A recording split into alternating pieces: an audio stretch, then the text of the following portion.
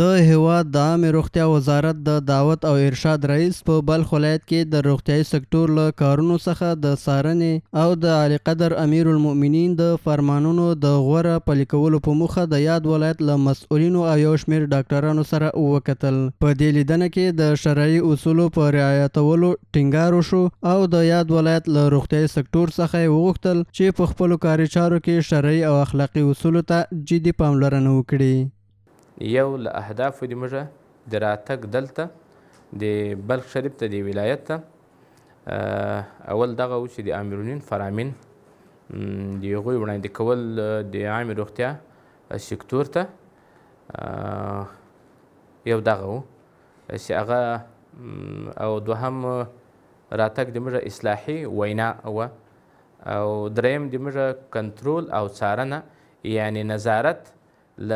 په صحي سکتور په برخه کې د ټول ولایت په شمول باندې هغه که حوزوي روغتون ده که شفاخانې دي که په خپله د عامې روغتیا ریاست ته او که کلینیکونه د ولسوالیو دي. نو ورونو دا وظیفه مو ته راسپارلی شوې ده. زما اوس دا خپل نظام سره عهد کړی دی چې کوم مسؤلیتونه راسپارلی شوي هغه به په صحیح طریقه باندې ادا کوو او تر څو پورې چې ما او تا په صحیح طریقه باندې خپل مسؤلیتونه ادا کوو د الله مرسته به ما او تا سره وي. د امیر المؤمنین حفظه الله په فرمان باندې که یو سنت عمل که یو مستحب عمل وي خو چې امیر المؤمنین حفظه الله هغه فرمان وکړي د ټول فقه په کتابو باندې هغه عمل چې ده که سنت یا مستحب هغه به درجې د وجوب ته رسیږي خو کوم عمل چې له سره واجب او یا کوم عمل چې له سره فرض وي باید چې موږ او تاسو په طریقه اولا باندې هغه عمل چې د هغه ترسره. له بلې خوا د بلخ ولایت مسؤلینو هم د شرعي او اخلاقي اصولو مراعاتول د یو مسلمان ځانګړنه وبلله او په دې برخه کې پوره ډاډ ورکړ. تر هغه انسان چې 24 ساعته دی په نفلي عبادت کې مصروفه دی د دوی یو 10 دقیقې یو نیم ساعت یو ساعت 8 ساعته چې کاري ساعتونه دي که دغه صادقانه او د شریعت د نظام مطابق د خپل ولس دپاره دا خدمت وکړي نو دا د هغه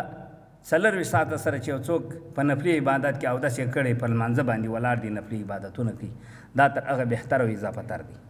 کلینیکا به صورت منظم ساحه تقسیمات شده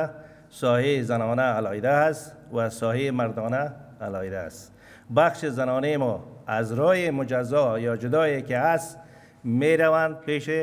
بخش زنانه ما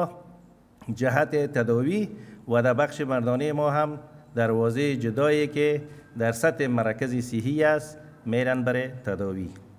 د یادولو وړ ده چې د هیواد د عامې روغتیا وزارت د دعوت او ارشاد رئیس مخکې له دې څو نورو ولایتونو ته هم له مل پلاوي سره د اصلاحي پروګرامونو په موخه سفر کړی و چې له ځایي مسؤلینو او ډاکټرانو سره لیدنې ترسره کړې وې.